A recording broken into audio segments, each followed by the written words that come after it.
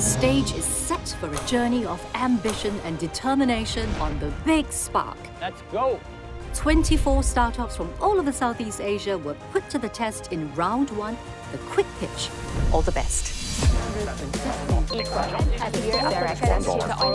It's a yes from all three of us.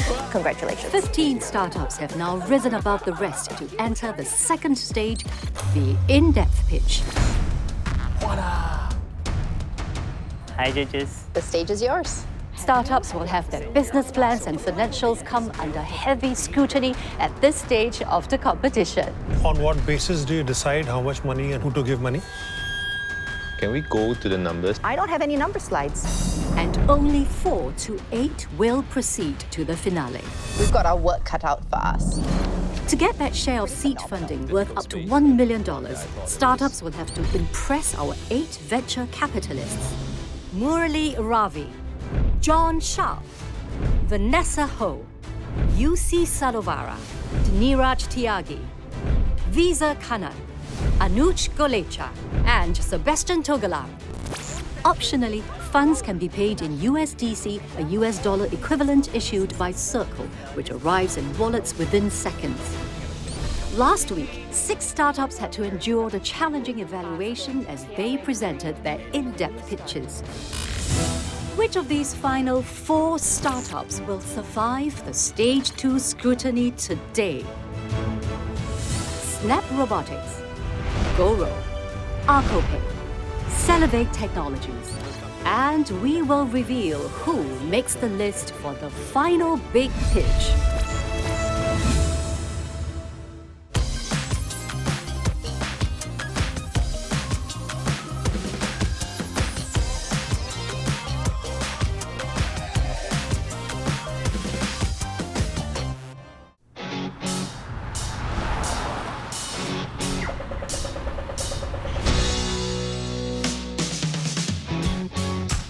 Moments away from my in-depth pitch, I'm feeling a bit more confident compared to what it was last time.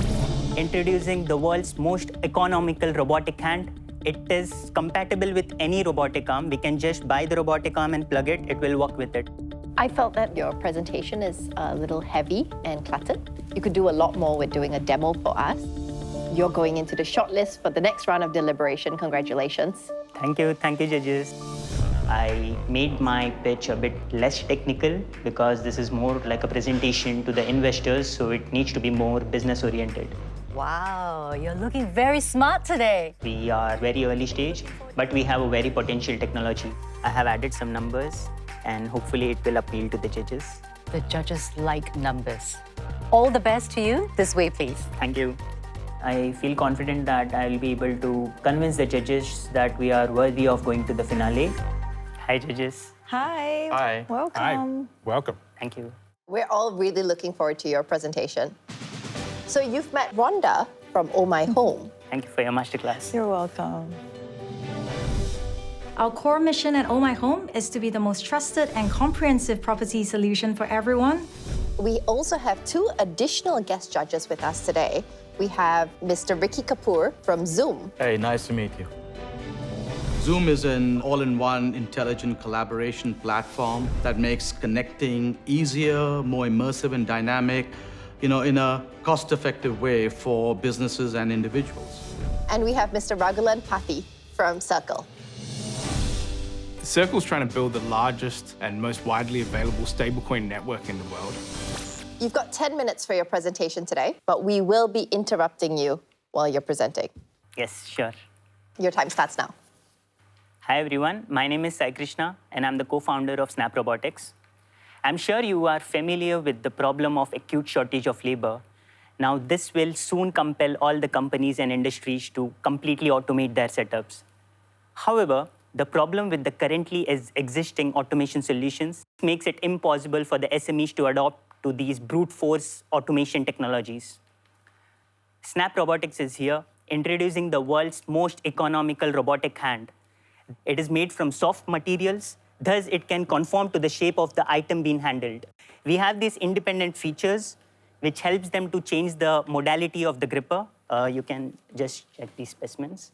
So for soft items, it doesn't damage that. That's why it's perfectly meant for food items and also other delicate items. Are you sure that there are no similar solutions out there? 90% of the soft gripper companies are based on pressurized air actuation. But if there is a slight rupture, it cannot be used anymore. Our solution is based on vacuum. That's what makes it more durable. How much does your gripper typically cost? The gripper costs, like the materials and all the fabrication costs, it's around $200. But the arm plus the gripper plus the entire solution would be $30,000. Based on the competitor analysis, we would be offering the gripper at a price point of $1,500 and the entire solution at $100,000. How do you plan to connect with the ecosystem? Our go-to-market strategy, on one hand, would be to partner with the manipulator companies, but the other aspect is definitely to approach the food SMEs directly. And the key problem statements that your customers are facing today, what are most of them looking at today? What is the challenge? Yeah. So the challenge is to find affordable grasping automation solution. Like the average food SME we talk about, which is handling multiple bakery items. So they are under the impression that there isn't any minimalistic solution that can solve all of them. What kind of cost savings are we talking about? To put it in very simple terms, like only one gripper does the function of 4 or 5 grippers. So that's like straight away 75% cost savings from the end effector point of view. But there are some other indirect costs. For example, if they are planning to use only one robotic arm, they would have to use a lot of tool changers in order to keep changing this robotic gripper. Could you move to your financial model? Like financial model, like business? So like forecasted revenue. Oh yeah, so our ask today is for 500,000 SGD for a 10% stake in our company, which will primarily be used to execute at least 5 pilots in the coming next 18 months, which will help us to get a potential revenue of 3 million SGD in the first year of operation. There are 2 segments. One is to provide the automation solution and one is with the direct gripper sales. Do you have the slide about your team? Our interdisciplinary team consists of researchers. Me and Prof. Pablo, we are the primary co-founders of this product. We have initially started with food handling. However, our solution is so versatile that it's relevant to other industries. We already have 4 pilots in pipeline, which definitely will give us a kickstart to validate our product market fit as well as our business model. How much are you valuing the company? We are evaluating our company at 5 million SGD valuation. Think one step beyond. How can you help the robotics manufacturer make more money or drive better customer satisfaction? Because that helps them work with you to grow their business. Sure, I'll keep that in mind and work on it. All right, thank you so much for your time today. Thank you. Thank you. Thank you. Best Thank you. wishes. Hey, the pitch is done. I think I have done enough to put me in the finale, especially because I was able to convey all the information that I had planned for. Remember, only 4 to 8 startups will make it to the final big pitch. I hope that you can make it. Thank you, Diana. All the best. This is a good solution, versatile. Especially in many countries, we're constrained for labor, so the solution is relevant. What I really like is the gross margins. He can be very, very competitive. But he will still need to build the right sales infrastructure. There's a little bit of work to be done. My biggest worry is if they can attract the right team to commercialize this and scale it before someone else catches them.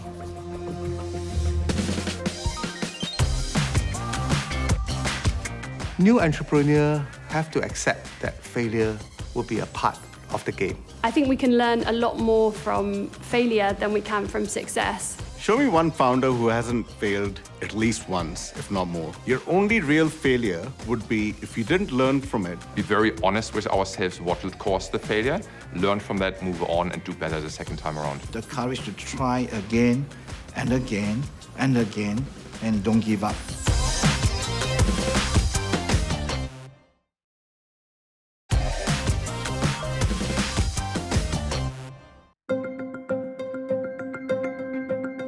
Who is the winner? Because from Indonesia. Yeah, that's true. We've prepared a lot yesterday with all the questions, so I'll nail it. Yeah. We're aiming for $500,000. Getting this capital will be so great for us to excel our business and grow ArkoPay. During the quick pitch, we got some feedbacks from the judges. Hello, everyone. We're from ArkoPay, a one-stop financial solution for small and medium-sized construction businesses. I would want to dig deeper into how you get your funds and also on the risk management part. So for me, would love to shortlist you guys. I would love to shortlist you too. I too would like to shortlist you for further deliberations. So well done, ladies. What happens when it comes to non-performing loans? How many NPLs do you have? None. So add that into your presentation. Because usually as an investor, one of the biggest concerns I would have is about non-performing loans. We took all of these consideration and poured this into our in-depth pitch. Definitely less nervous than before, but still. We hope the judges will be more clearer and understand after this pitch. Hello. Hello. Hi, welcome. I'm Laura. And I'm Asri. We're from Indonesia, and our company name is ArkoPay. 81% of contractors are not getting paid on time. This significantly affects the cash flow for the whole construction value chain, create challenges in purchasing materials, paying their workers, and even lead to delay in project completion. The accessibility to more capital from financial institution with huge collateral requirement create even more challenges for these businesses, particularly to small construction businesses. So we are the first platform in Indonesia who provide a holistic financial tool and a closed-loop financing for construction value chain. So they can select which financing options that are suitable for them and purchase materials at affordable price. We help them also in connecting with the suppliers within our networks so that they can get their materials on time at affordable price and they can pay installment to us. How did you come up with this idea? We heard you have family in the construction business. Yeah, my dad, he's a contractor for over 2 decades. Up until now, we become a developer in building hotels, hospitals, and residentials. I know the real pain point of just getting capital access. And after meeting Mbak Asri here, I think there will be a great combination to help this industry itself. So our revenue business model is pretty simple. We charge admin fee, which is range from 0.5 to 3% per application. And then for service fee is 1.5 to 5% per month. And this is for the risk mitigation process. Actually, I put it until 4 different processes. It's in the beginning is legal due diligence, and then credit risk assessment. The third is collection strategy, and the last one is diversification of the portfolio. So there is no risk concentration in one portfolio. What is the effective interest rate then? 1.5 to 5% per month. That is actually quite hefty. So the loan tenor is usually only 1 to 2 months on average, and we have no collateral for this. So the service fee is based on the risk assessment. The riskier they are, obviously, the higher the interest that we charge. And then after they do a repeat loan with us, then they're able to capture a lower interest rate up until 1.5%. But your 1.5% is per month, right? Correct. Yeah. And it's pretty competitive compared to the other competitors in Indonesia. It might be competitive against banks, but what about the other small players like Modalku, Coinworks, etc.? Yeah, it's pretty much the same The with same. the other P2P. Yeah. And if a contractor defaults on the payment, who's at risk? Is it ArkoPay? Is it the bank? The ArkoPay. It'll be ArkoPay, yourselves. yeah. I see. That's why we perform our risk assessment due diligently. You really need to think about how you can offload the risk of your loan portfolio to someone. One economic event could bring down the whole business. So you need to manage against that very, very clear risk. But first, I'd love to hear about how you plan to scale this to get it to a point where it can actually work. We're trying to launch payroll financing for different industry with a higher margin on there. We also want to do inventory financing where we can take collateral of their inventory with potentially to monetize on that too. And last but not least, the insurance, of course, for our end user. In terms of the scalability, one of our features that we have been designing is build now, pay later to attract other users, and then also virtual card and wallet that we can also monetize on that. Can we look at your financials, please? Financials, projections?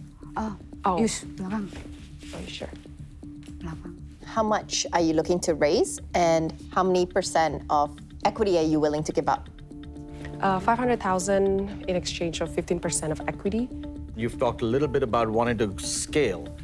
What's the strategy for that? We have a lot of offline and online community for suppliers and contractors. We also partner up with online marketplace, both in building materials marketplace and also construction services marketplace, so we can capture their end user right away. From our network of suppliers, we're capturing their users as well and their vendors. One last point on your business model. Do think about how you compare to other capital stacks out there. I might be better off borrowing from credit cards. Why do I come to you? If I come to you, means that my credit rating is so bad that I've got no choice and your NPL will not be 5%. Then again, it goes to loop into the effective interest rate you're going to charge and it becomes a vicious cycle. Thank you so much for showing us your business. Best of luck. Thank you. Thank you. All smiles, do you think you've nailed it? I don't know. We were stuck on a lot of points. Actually, it's not stuff because it is quite a different definition and understanding from the judge and us. She can answer the last question. I do wish we have more time to explain the last questions that Wai Mun asked.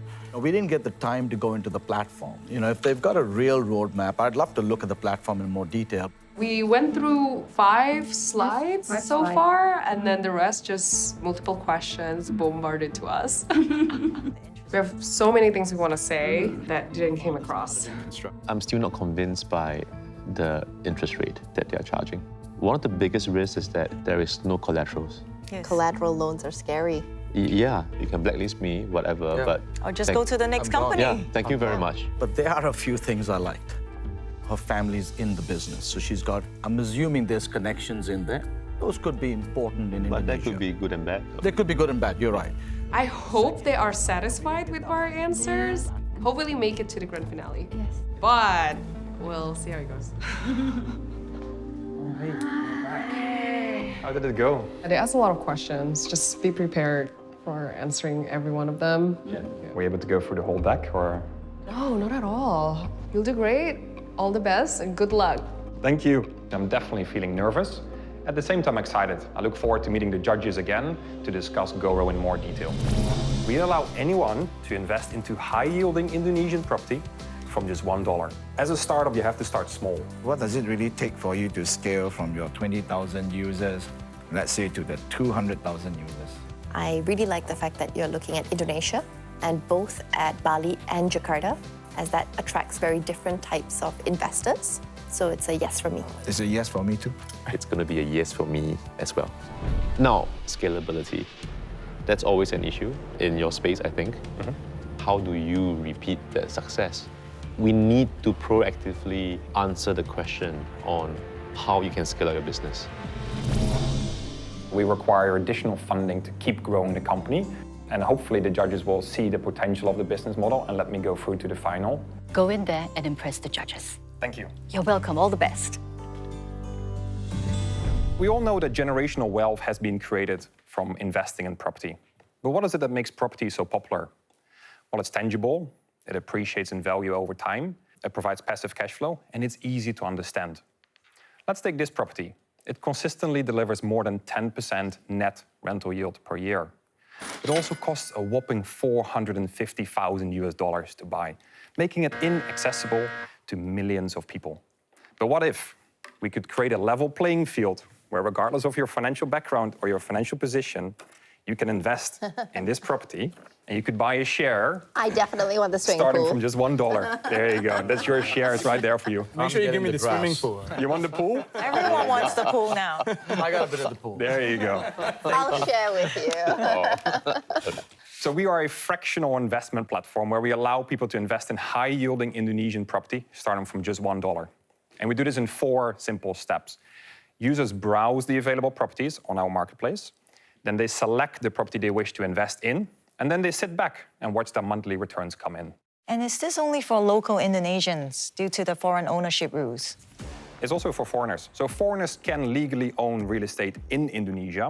It's just that we make it even more accessible. We have grown our user base by 487% in the Robert, last... just a quick question. So which one comes first? Do you get the user first or do you get the property first? And if you get the property first, who pays for it first? So we acquire the property first. and then we sell it in fractions. But one very important thing is that we have struck payment terms with developers across the nation whereby we can actually take ownership of the property, but we pay over 12, 24, or even 36 months. What is the recourse when you cannot sell that property? We typically sell out a property in 3 to 4 weeks, whereas we have 36 months to pay for the property. But if this was to happen, we can always renegotiate the terms. We could try and find financing on that property to just fill the gap. Last resort is we actually liquidate the asset and we sell it. Can we get into your financials, please? Sure. So we make revenues in a few different ways. The initial one is an upfront cash flow fee, basically, for us, where we take the property value and we increase it by 5%. The second one is an annual AUM fee, which is charged to the users on a yearly basis. In the future, we'll be launching the secondary market, and then people can freely trade and speculate. What are the net returns to the customer? This is our historical performance over the last 12 months on our properties. So we have properties not just in Bali, also in Jakarta, because we want to give our users flexibility. Bali is obviously heavily focused on tourism, but also creates a bit more volatility if things don't go well. Whereas Jakarta is a lot more residential. The returns aren't as good as Bali, but it's a lot more stable. In Indonesia, what's the interest rate that you can get in a bank? It depends, between 4 and 6%. Is it sustainable going at this 10%? And then you're competing really hard against just people putting their money in the bank with zero risk. What we learned from our users is they expect at least a 1 to 2% uptake. So we're looking at a minimum of about 7 to 8%. As we grow, I do expect our returns to slowly come down. As we scale, we become much more powerful in the acquisition side, and I can give even better returns to my users. And remember, today, less than 5% of Indonesia's population is investing, going to show the sheer potential that this business model has. Does your model take into account leverage? Great. I forgot about this one. All our properties are non-leveraged because we don't have to, because we have these favorable payment terms with our developers. If you are into real estate, you don't take leverage, the returns are not going to stack up nicely for investors. I would argue slightly different. I mean, look at the returns that we've consistently delivered, right? This is rental yield only, yeah, and distributed monthly. The way I look at the platform is we're a passive income platform. Users come to us for that monthly cash flow. How much are you looking to raise and how much equity are you willing to give up? So we're looking to raise $1 million, which will allow us to increase our AUM, assets under management, to $12 million by securing another 150,000 users from Indonesia and abroad. And we're looking to raise this at a $9 million valuation cap through a SAFE. That's roughly $80 per user. Is that business model correct? Because that's a lot of users for very little money per user. We've now surpassed 35,000 users, actually. We are looking to attract more foreign users. How do you get that to 1 million investors? An interesting point is actually that 60% of our users come from referrals. Will referrals really scale to the level you need to? My co-founder previously onboarded over 2.4 million users across gaming and fintech. The vast majority of these users came from referrals, which is a very powerful tool in Indonesia and abroad, actually. All right. Thank you, Robert. Thank you. Thanks, Robert. Thank you. Thank you. Thank you. Do you have a good feeling about this? It was a lot of questions, but I think I was able to answer them well. Fantastic. I hope you power through to the final stage. I'll see you soon. Great. Thank you. I don't think I could have done anything better. Getting a share of the $1 million funding actually means a lot to us as a company because it allows us to make more impact and let more users get exposure to real estate. How do you go? I think it went well. They definitely asked a lot more questions, but there's a lot more of a conversation style instead of just a single pitch. So be prepared for that. I feel confident about making it into the finale. We have a very strong business model and a lot of traction, so I feel confident that the judges will agree on this. I think the key moat to his business is in the relationship with developers. But real estate is very cyclical. When he commits to that huge number of properties, and if he cannot sell it, I'm still very unsure of how he's going to manage that risk. I think he's showing good returns. He's got a good team on board. He had good grasp on the numbers. There is a right market for fractional ownership. So very interesting business for sure.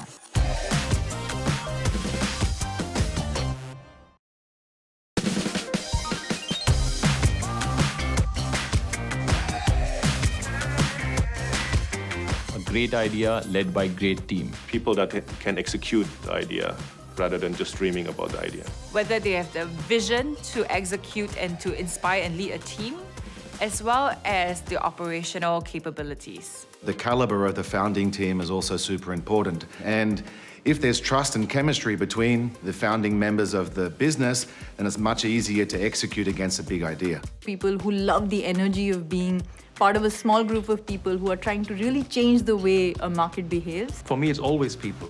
The people are the ones who come up with ideas. Everything starts with the founders. You always want to have a fantastic team, fantastic individuals. Ideally, they have a personal touch point with the problem they're solving. If it is early stage, it's more on the founders and the ability of the team. When it's growth stage, it's about the business and the founders. Back on the Big Spark, one final startup awaits his moment in the spotlight. The judges will then deliberate and decide which 4 to 8 startups will qualify for the final big pitch. Cellivate is more than just a company to me. It's not just about making a living, it's also about making a difference on this planet we are on. Our goal at Cellivate is to enable the reduction of animal husbandry. We need to expand our production because we are not able to meet the demands of our customers. I do think that you do need to bring in a strong commercial leader into your team, a good finance person as well. It might be a better idea for you to focus on 1 to 2 industries. We'd like to take you into the next deliberation cycle. Congratulations. Thank you. I'm definitely going to address all of their concerns in today's in-depth pitch. I hope that apart from the passion, they do see this as a viable business with good returns on investment. Hello, everyone. So my name is Vignesh. I'm the founder and CEO of Cellivate Technologies. And our goal really is to enable the reduction of animal husbandry. That is, the raising and slaughtering of animals for different purposes. Many of the processes are extremely unethical and unsustainable, especially with increase in population. The good news is animals are fundamentally made of cells, right?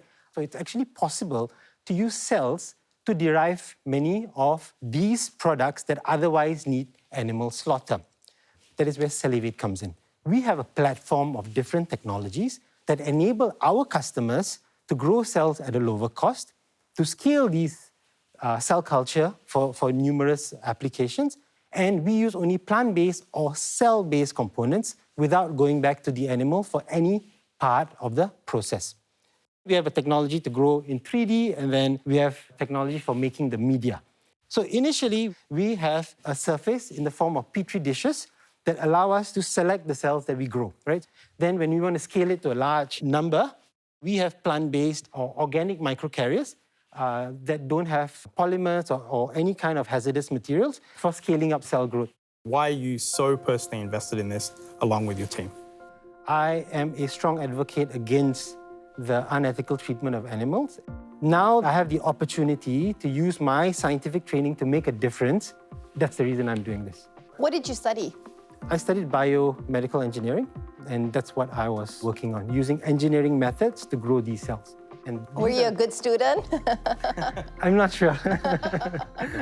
The fact that I'm still here using my science, I think I'm a good student. Pretty good, yeah. Could you tell us a bit about your team? Is there a slide on that? So myself and my professor at that time, when I was a postdoctoral scientist, we co-founded Cellivate. But since then, he plays more of an advisory role. Dr. Srinivas is formerly from A-Star, and Jolene is actually one of our investors. I've convinced her to come on board to help me lead the business and the finance part of things. Who are you selling to? Our focus is on the skincare space, especially after our discussions, because that's the industry that's really generating the revenue we have, and then we will expand into the other markets. What does success look like to you? Naturally, there will be a reduction in unsustainable or unethical practices. We want to be the Cellivate inside within numerous industries, from skincare to meat to also pharma. What's the USP of your product compared to something else? First is cost, because our cost for something similar in the market is significantly lower, which is why Can you share the numbers with us? Like what kind of cost differences? Yeah, sure. So for 100 grams of, let's say, microcarriers, which our present customer is buying, it would cost between $1,200 and $1,500 today in the market. We charge $550. Second is performance, because our performance are not inferior, in some cases superior to the pharma-grade microcarriers. And thirdly, it's ESG. What proof points do you have, either from your customers or anywhere else, that your product indeed does reduce costs and increase performance? So firstly is the repeated orders, right? Secondly, this particular customer has openly stated that they can validate this with any investor who wants to speak with them. And so that's an open invitation that they have given me. Well-known brand? It's a Singaporean stem cell brand. So I've heard a lot about the pros. Any issues that you think might arise from using your enablers? Specifically for this product, no. Right? Really? Because, I mean, I could eat this and I should be fine. We are looking to raise 3.3 million in total for our seed round. But for this big spark, we are looking to raise $350,000. With this, we are able to secure our lab and the key personnel to firstly service the orders we have. And secondly, it allows us to unlock co-investments. Some of our previous investors have said that if we have a lead, they would come in too. How many % of the company will you be giving us for the 350,000? I'm looking at 2.5%. And Vignesh, do we have an insight into the financials, forecasts? I've changed the financials to just focus on skincare. We project by the time we are through the second year, we would start the next vertical coming in. We project our revenues going up from there. So 16 million in revenue on the third year. In third year, yes. And profitable EBITDA-wise on the second year. That's right. I would like to really thank you for taking all of our suggestions into consideration. Definitely. This is a big improvement from your first pitch. Thank you. Thank you. From the judges' reactions, what do you think are your chances? I think I did pretty well. All the judges, everyone is smiling. Everyone is excited. They seem to be in tune with what I'm doing. So I think that was a positive sign. All the best to you. I hope that you will be one of the 4 to 8 to make it to the final stage. Thank you so much. See you soon. See you. Yeah, he's a likable guy. He takes on feedback. But I still think what he's going after is incredibly tough. I would say he would need to build a commercial team, which he started on, and that is really important. Viable product is there. Customers are buying. He's thinking in the right direction. Yeah. His cost is a fraction of what's available in the market. I love it. I definitely would invest if you're going to ask that question. I definitely would. This $350,000 that we are hoping to raise is important to us, and I'm hoping we can get it. It's decision time. Resident judges are now joined by our venture capitalists to discuss which 4 to 8 startups will stand a chance for the final big pitch.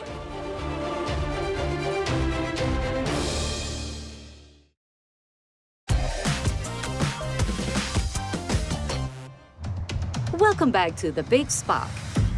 Our resident judges are joined by 7 of the 8 venture capitalists to weigh in on the startups before they make their decision on who proceeds to the final big pitch. Welcome, venture capitalists, to the Big Spark. We're so excited to have you here with us today. Today we will be going through some of the companies to get some of the comments from you. Let's get started. The first company, Altiverse.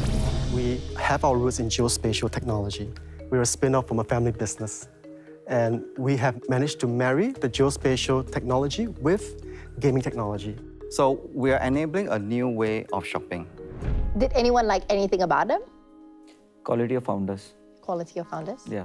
I've seen similar companies who do digital twins for real estate, so I don't think their commercial angle to charge a good price for it is really there. Yeah, I would really like to understand the solution better and also how they plan to differentiate.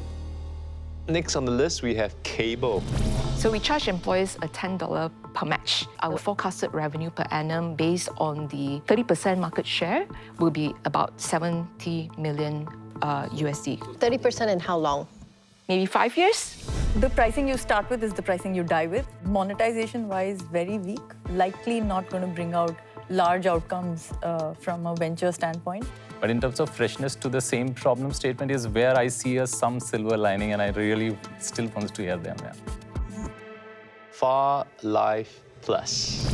We present our medicated oral film that is easy to take and quick to give. Our business model involves supplying premix powders and also involves the manufacturing and sales of finished films. I think it's a genuine need, and I think if they can solve it in the right way, it's very, very commercially viable. Whether there are any regulatory challenges around this business till the time they commercialize. So that's one aspect which I would like to get into more. Ether, IoT. Using IoT sensors to instantly know the location of their assets and people, and condition monitoring. What we have is a marketplace of all kinds of devices that the system integrators will be able to use. It's good to like a founder with a 9-figure exit. So always a positive thing this early. 100%. These guys have created is a full solution that meets the market. They are claiming that it will go substantially high, but the margins at this point of time look very low. The next company we have is Palmio. We are here to redefine the Asia food supply chain with AI.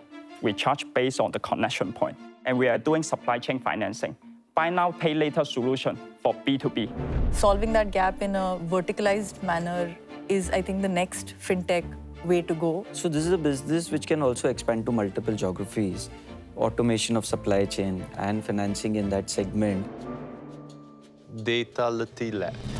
How nice if we have a platform that enable everyone be able to practice communication skills. In the first 6 months, we got 3 clients with about $0.25 million US. The number that they're showing in terms of traction and revenue, I think that's really impressive. I'm not a fan. I don't think it's a competitive landscape where you can really make a big mark anymore. Equal. We offer the most variety of sustainable materials of any brand in the world. We are priced premium to a lot of our competitors. A lot of our costs go into the fact that we obtain these certifications, which are wildly more expensive. There's not a huge barrier to entry here. Starting now, you're probably too late in this space, so I think this is going to be difficult. We have TinyPod. I'm going to be taking shipping containers as well as MRT trains and converting it into really tiny rooms. I call it tiny pods. And then after that, I want to franchise this to the world. So I saw this, and I just wondered, why do this? Who's the customer? I keep asking this question of, is it a gimmick? Is it for someone to actually live there permanently? That wasn't obvious to me. And if I look at the future valuation curve on this, I can't see it getting to a level where I think any of us would potentially invest. I feel like the demand side is absolutely zero on TinyPod, which was a huge red flag. I think we're ready to move on to Bixi. So the solution we created at Bixi is an AI-powered app, tailored with a very unique way that women behave with money. Over time, we're able to then take this data and then create our proprietary financial products. I really love the mission, the story, the purpose of the founders. So I'm quite curious to look at how they can embed micro-financial services in this. The more to just focus on this area is not sufficient enough for me. Tenang AI. Since we launched in March 2023, we already serve and help 25,000 Gen Zs and millennials all around Indonesia. We work alongside with a team of psychologists to ensure that the feedback is always similar to psychologists. Mental health in general is quite full of different players. We want someone to succeed, but it's very difficult to actually find a commercially viable proposition for a VC to invest in. The basic fundamentals, I think there's too many doubts on this company. Next, we have Mula X. The genesis of Mula is to use money to give a new start to the user group and the customer group that we want to focus on. We have 4 people in the founding team. My background is president and CEO of Standard Chartered Bank Thailand. Very senior, experienced team who can bring an unfair advantage to the table. The only concern I have is that earned wage access is quite well penetrated already. Very early to say whether they'll be profitable or not, but let's say if they reach a certain level, it's an interesting play. Snap Robotics. Introducing the world's most economical robotic hand. 90% of the soft gripper companies are based on pressurized air actuation. Our solution is based on vacuum. That's what makes it more durable. It's fascinating to see where the robots are moving to in this area. So I think this definitely has some promise. Very, very tough market, yeah. There's too many people who have some small, very unique innovation with within the same space, yeah. ArkoPay. So we are the first platform in Indonesia who provide a holistic financial tool and a closed-loop financing for construction value chain. It's exciting to see females conquer such a male-dominated space. Yes. I'm really excited to see that. Construction industry, you see big ticket sizes. So we're not looking at like the small loans. So that one will be quite interesting. Very excited to meet ArkoPay because B2B commerce construction hasn't really scaled in the same way. And I think leading with credit is a great go-to-market. Goro. So we are a fractional investment platform where we have properties not just in Bali, also in Jakarta, because we want to give our users flexibility. It could be a good company to invest in, but like a typical VC, I think there's still so many questions to be answered. So you're end of the day very soon competing with all the American giants in this space, also the European ones. So that's my main challenge. Cellivate Tech. I am a strong advocate against the unethical treatment of animals. Now I have the opportunity to use my scientific training to make a difference, to use cells to derive many of these products that otherwise need animal slaughter. This is one of those companies, like a few others we've seen so far, where it's very clear why the founder wants to do this. So the motivation is very, very strong. I'm curious to see how they want to allocate their resources. They're only raising 300K, and I don't think that's enough. Thank you all so much for joining us today and giving us extra input. We've got a big job ahead of us to deliberate, and we can't wait to see you all at the finals. Great.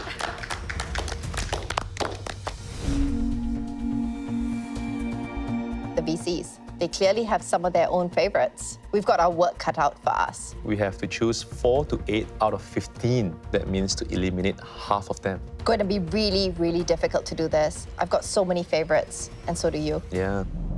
With input from the VCs in mind, our resident judges will now have to select the startups going through to the final big pitch. It will not be an easy decision.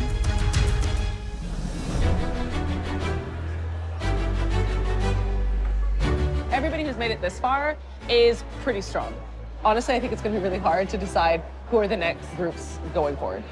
Suspense level is high because we are not even sure how many teams are going in, but I see that I have good chances. I don't want to let anyone down. Well, let's just hope and pray we both get through. Exactly. I'm hoping that I will get a chance to bid for that 1 million pot that's out there. It's just quiet. Nervous? Yeah, it is. Good to the grand finale, yes. We have come to the end of stage 2, and the judges have made their decisions. I know you're nervous and also anxious for the results, so I'm going to get down to it.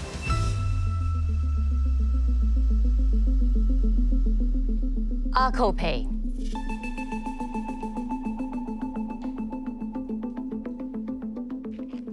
Far Life Plus. Cellivate Technologies.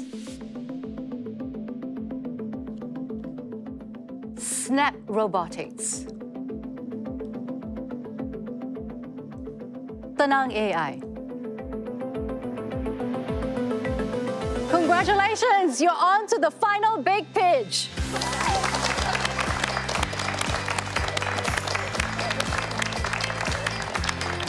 This moment is very emotional because I've retired. So this is like beyond my dreams. Just one more pitch and we can make it. We'll do our best. Yeah.